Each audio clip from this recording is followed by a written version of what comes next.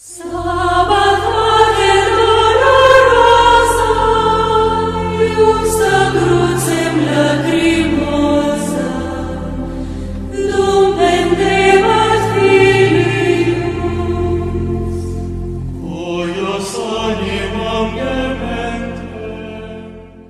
pasión de nuestro Señor Jesucristo según San Mateo.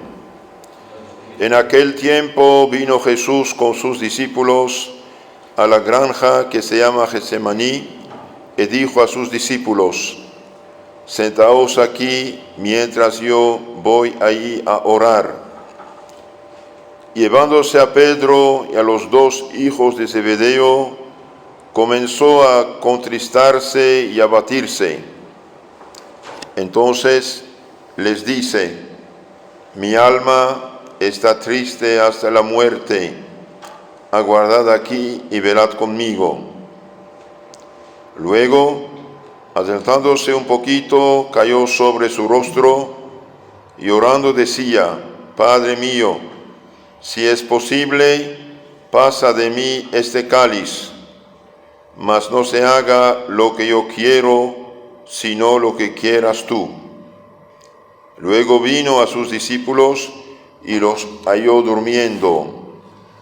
Y dijo a Pedro: ¿es posible que no hayáis podido velar una hora conmigo?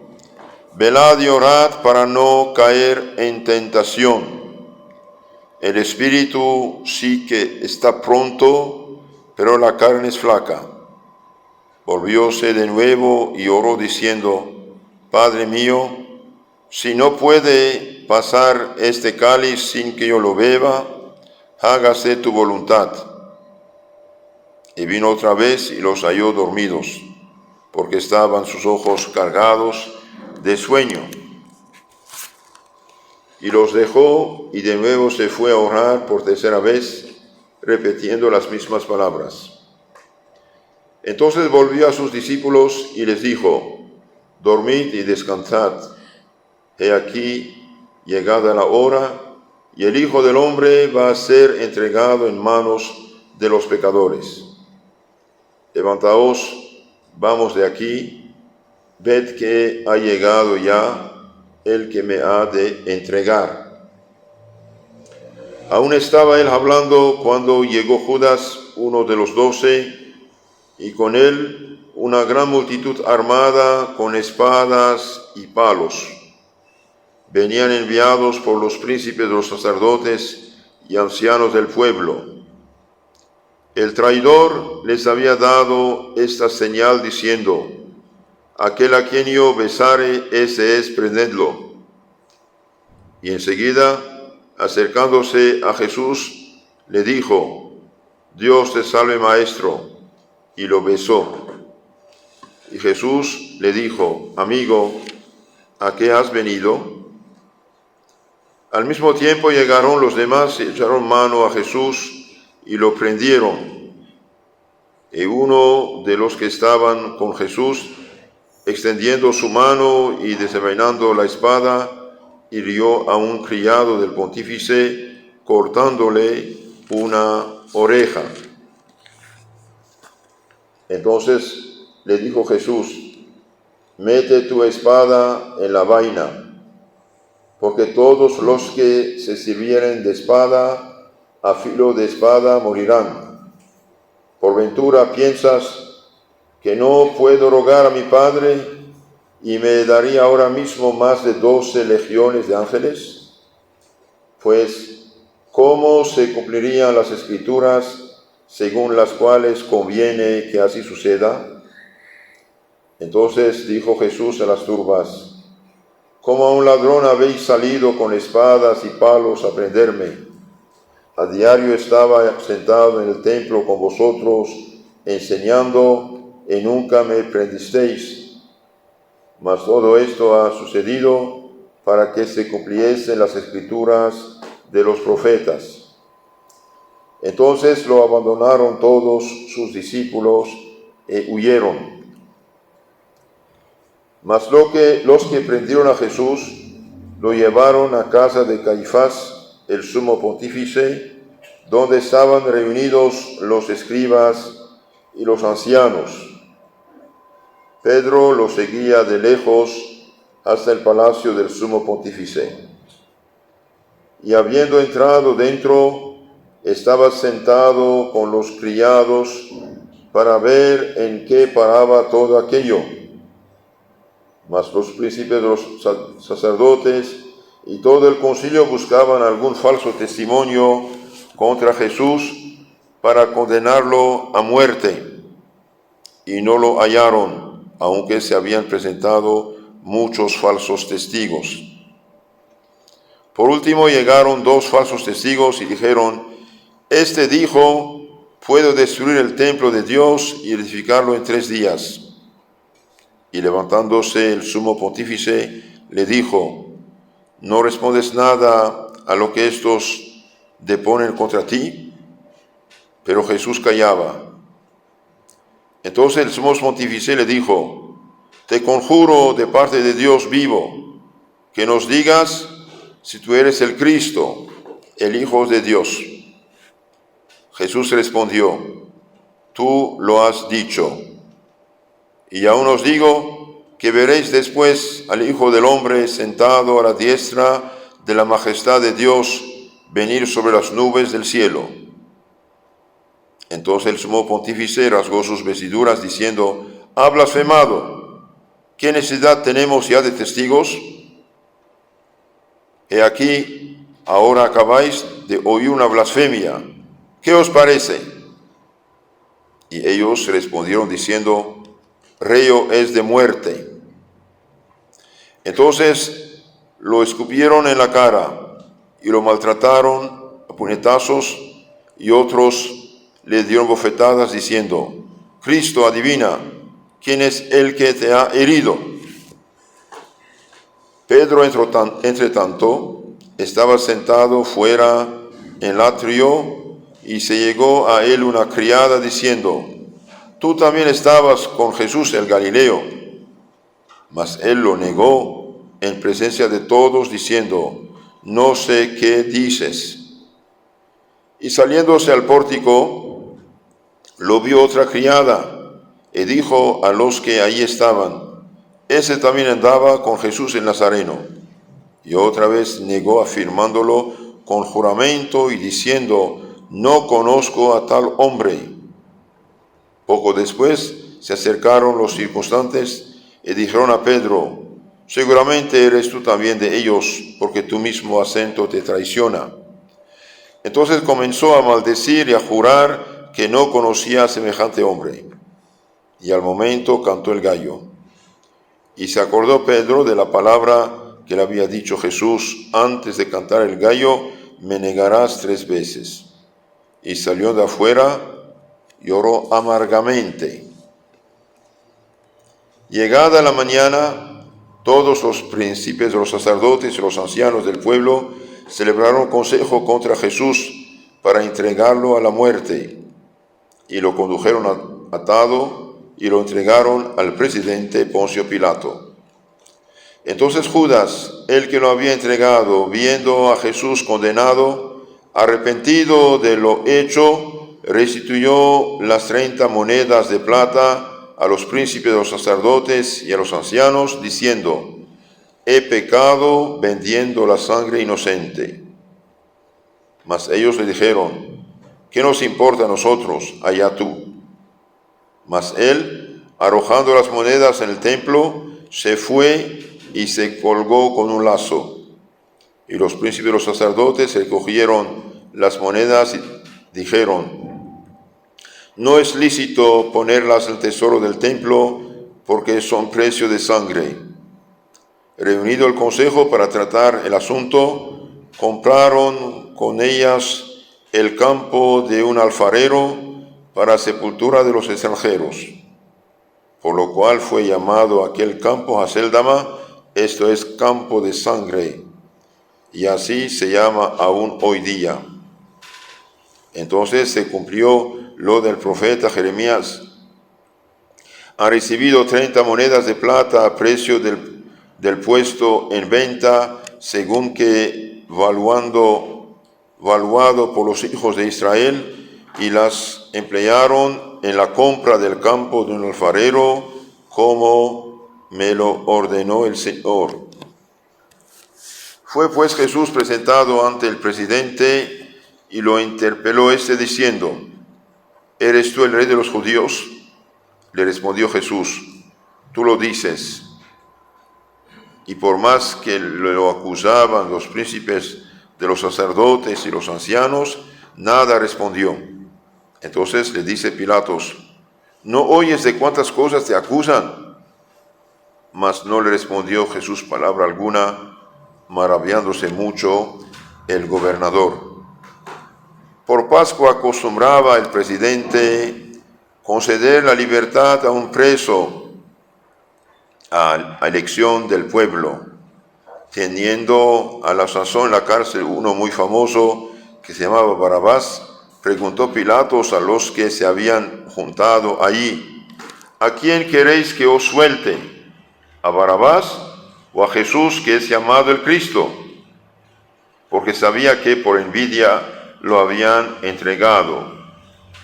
Y estando él sentado en su tribunal, le envió a decir su mujer: no te mezcles en las cosas de este justo, porque muchas congojas he padecido hoy en sueños por su causa. Entre tanto, los príncipes de los sacerdotes y los ancianos indujeron al pueblo a que pidiese la libertad de Barabás y la muerte de Jesús. Así que el presidente, respondiéndoles, les dijo: ¿a cuál de los dos queréis que os suelte? Y dijeron ellos: a Barabás. Pilatos les replicó: pues ¿qué he de hacer de Jesús llamado el Cristo? Dicen todos: sea crucificado. El presidente les replicó: ¿pero qué mal ha hecho? Y ellos más y más gritaban diciendo: sea crucificado. Viendo Pilatos que nada adelantaba, sino que crecía más el tumulto, mandó traer agua y se lavó las manos a la vista de todo el pueblo, diciendo: inocente soy de la sangre de este justo, allá vosotros. Y respondiendo todo el pueblo dijo: caiga su sangre sobre nosotros y sobre nuestros hijos.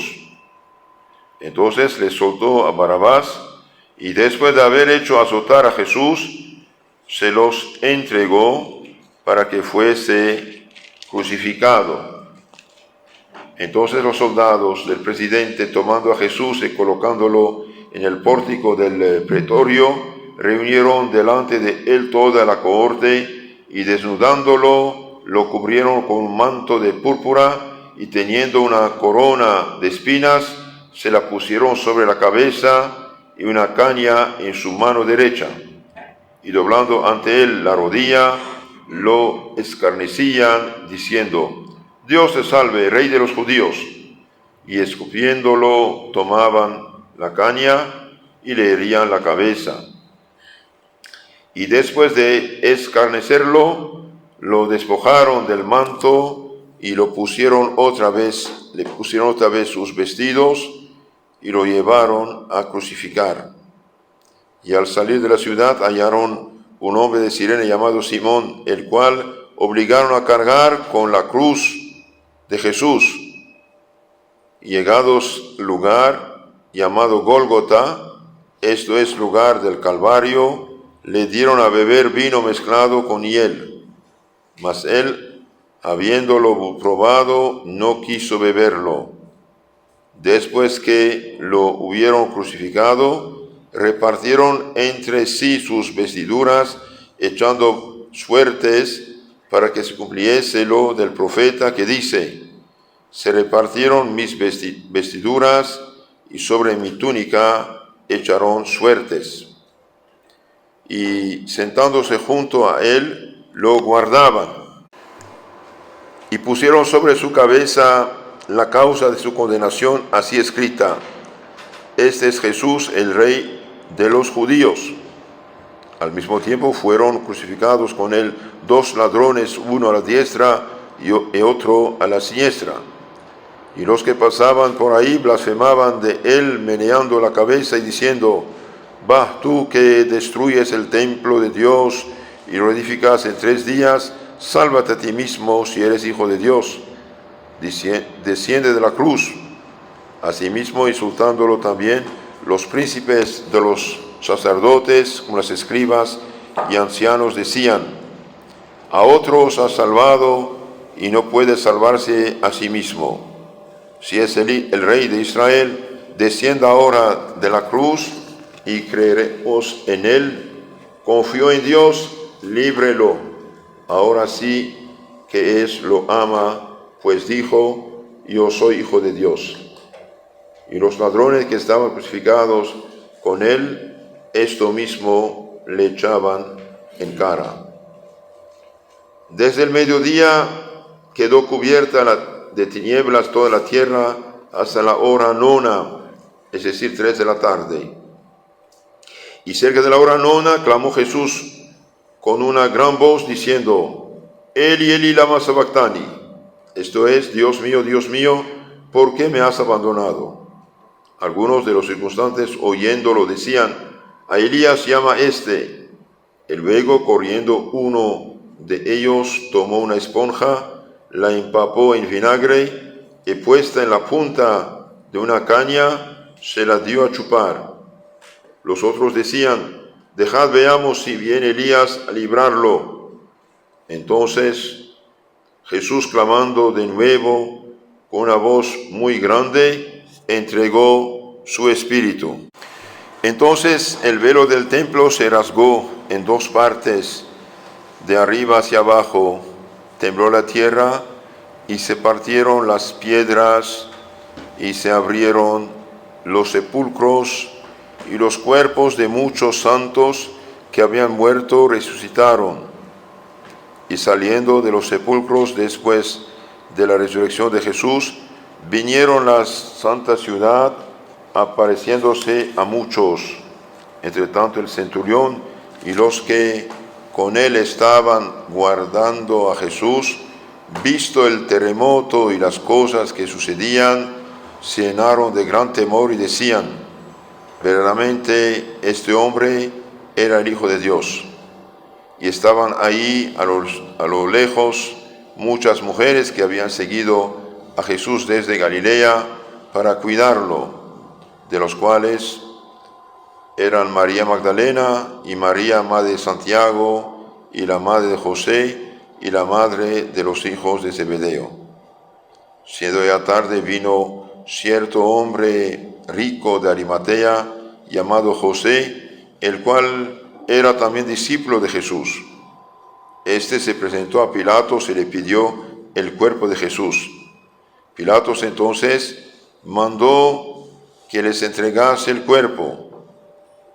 Y tomando José el cuerpo, lo envolvió en una sábana limpia y lo puso en un sepulcro suyo nuevo, que había cavado en roca, y arrimando una gran piedra a la entrada del sepulcro, se fue.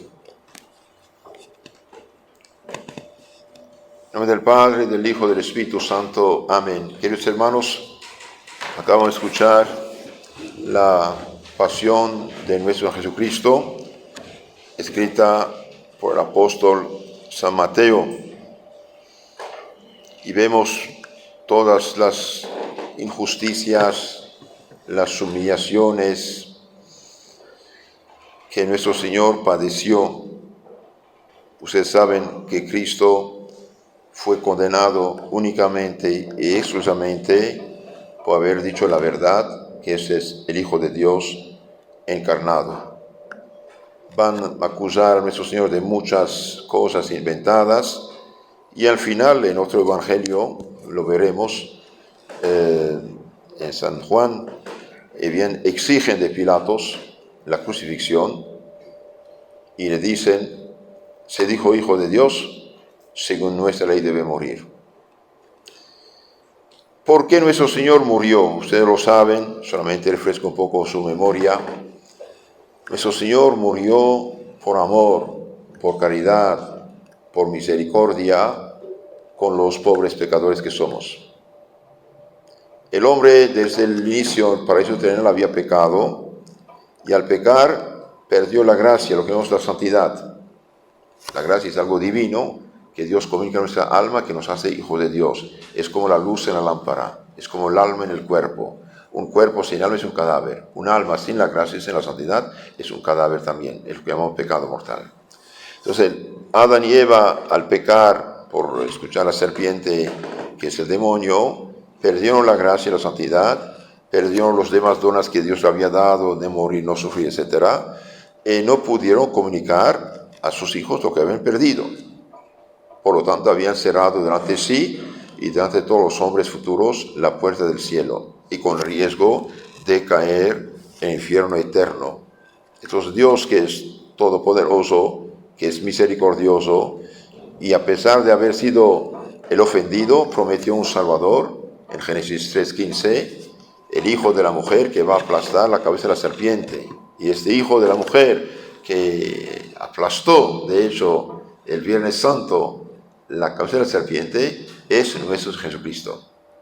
El padre Luis de la Palma, uno de los grandes maestros de la vida espiritual cristiana, jesuita de tiempo de Santo Ignacio de Loyola, hace 4 siglos atrás, analizó todas las profecías, los salmos, los evangelios, para darnos este libro maravilloso que se llama Historia de la Pasión del Señor Jesucristo, o también se llama Historia de la Pasión, o la Pasión del Señor.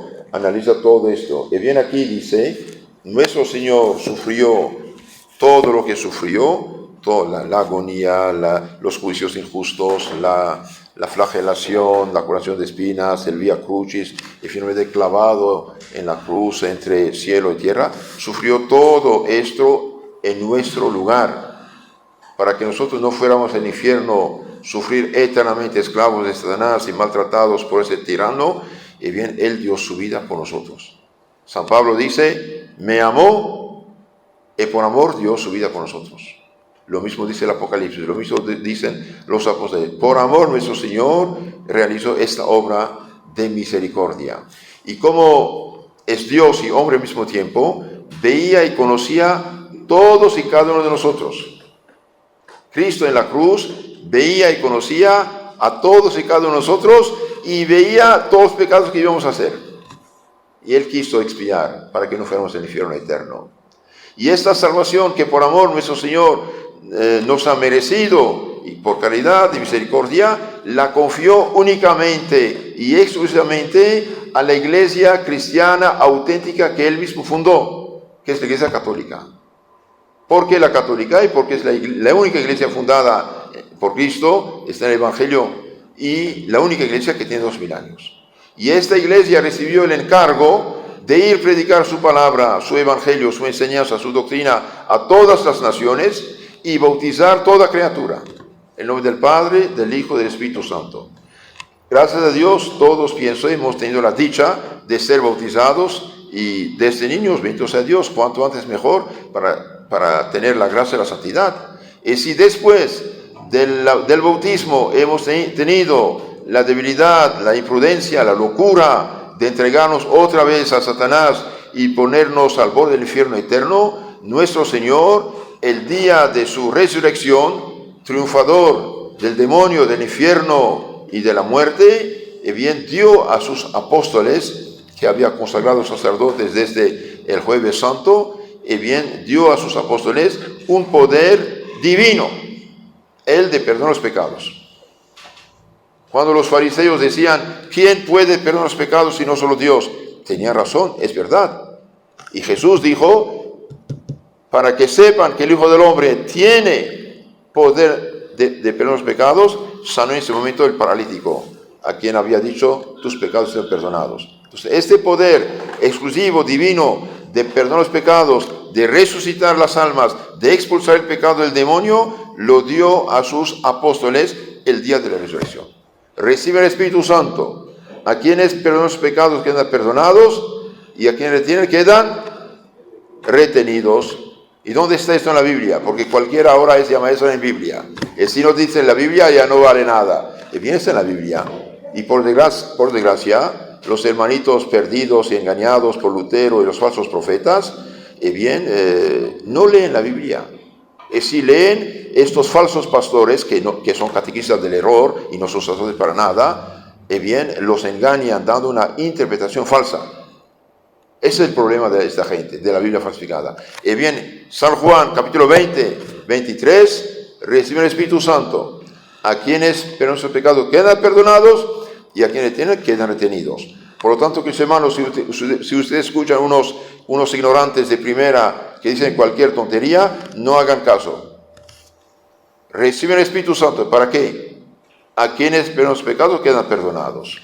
Entonces, si dio su Espíritu Santo, que es el amor personal del Padre y del Hijo, el Espíritu Santo es para algo. A quienes perdonan los pecados quedan perdonados. San Juan 20, 23. Es muy importante. Entonces, si ustedes escuchan gente ignorante, que no entiende nada de la Biblia, manipulada por falsos profetas y falsos maestros de error y herejía, yo me confieso directamente con Dios y no con un hombre pecador como yo. Y bien, dígale, cállate, blasfemo. No te refieres a las Escrituras. Es algo serio esto. Lutero, que es el embajador del anticristo, hace 5 siglos, está engañando millones de personas. Y el relativismo absoluto actual, que destruye el mundo cristiano, lo impulse al más bajo de la inmoralidad, de la decadencia y a la muerte espiritual y física, todo esto es culpa de Lutero, que falsificó la palabra de Dios.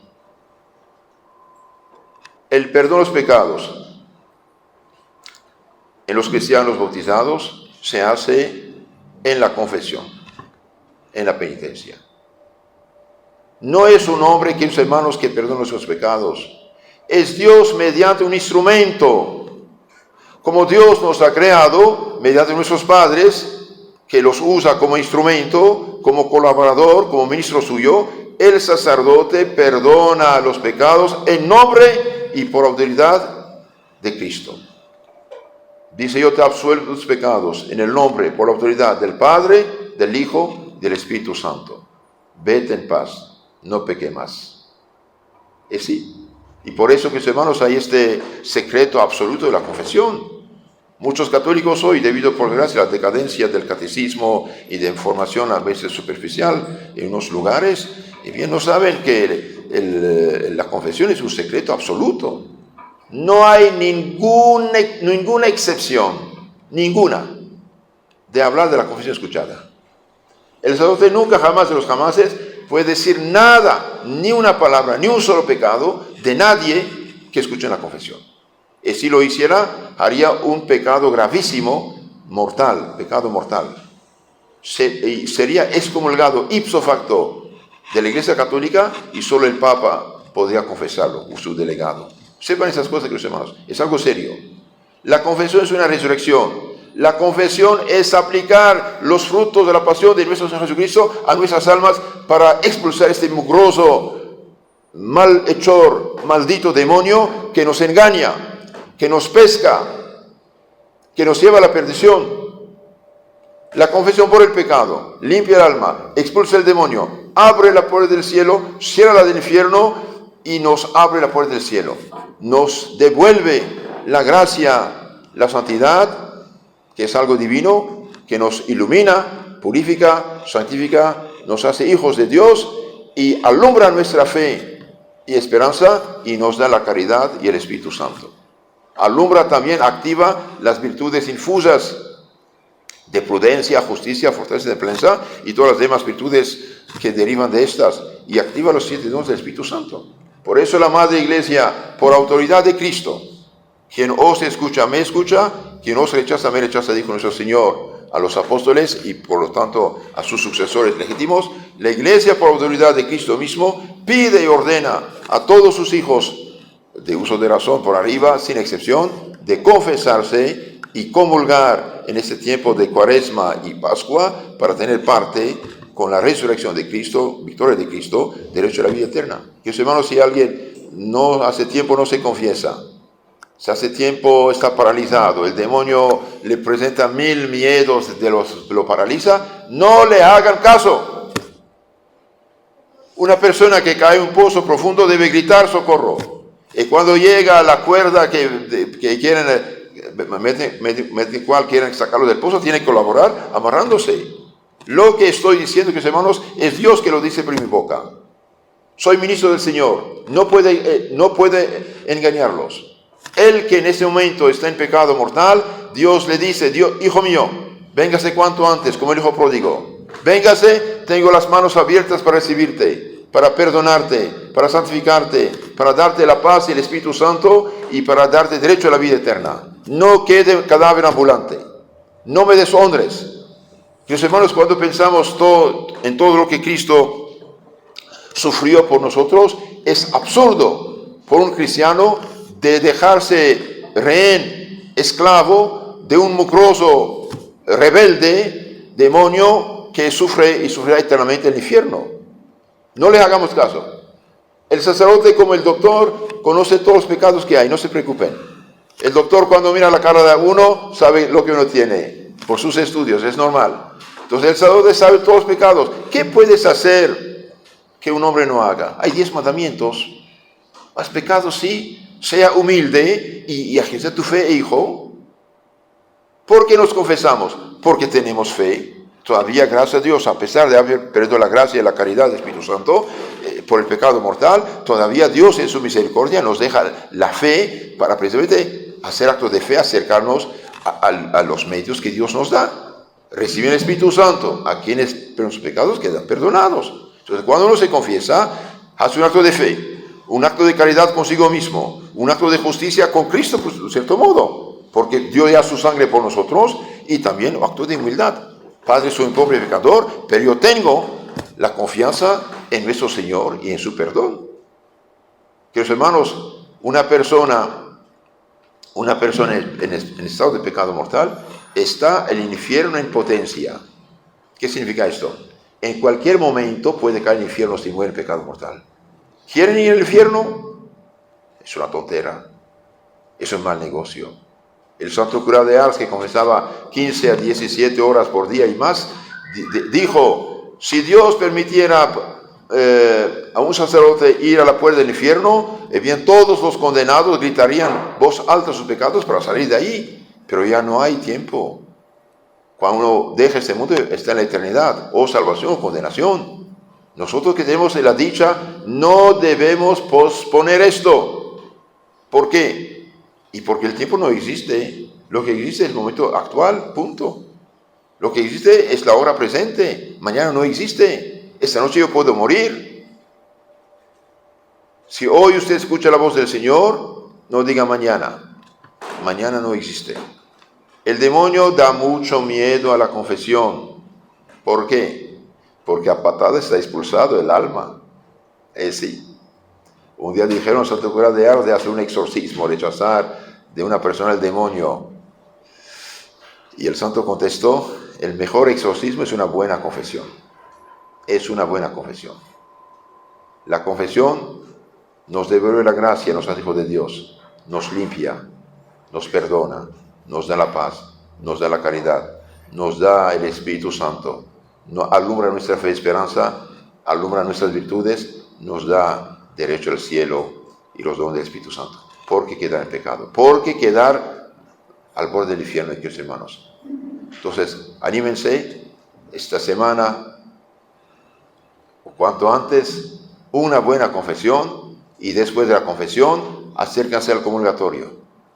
Comulgar. El que come mi cuerpo y bebe mi sangre, tiene la vida eterna.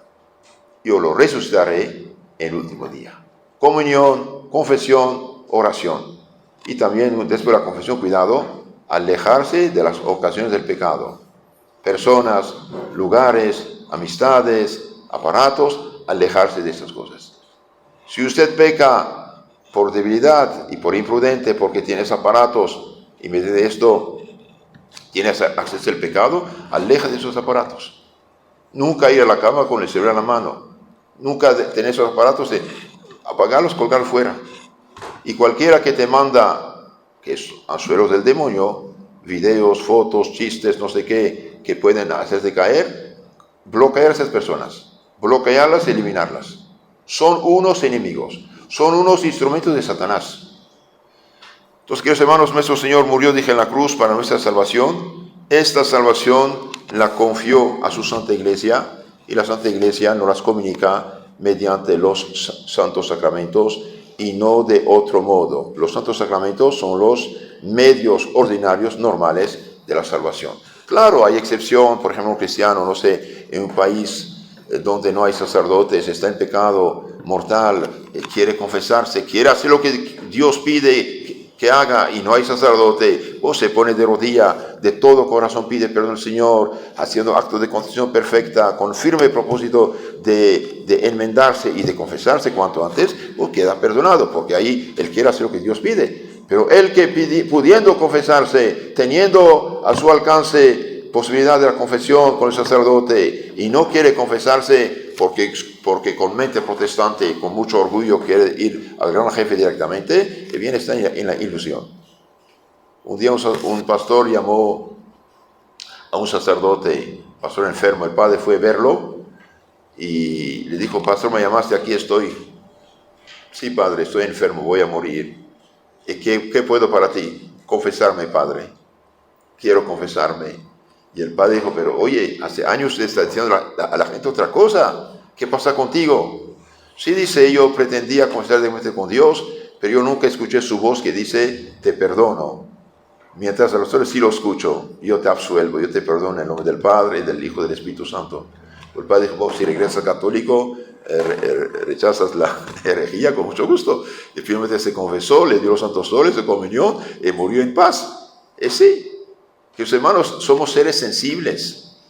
Dios nos ha creado, Dios nos ha fabricado, Dios sabe cómo funcionamos. Por eso dejó los sacramentos en sí cosas sencillas, sensibles, pero que nos dan la gracia, algo divino. Por el bautismo nacemos como hijos de Dios.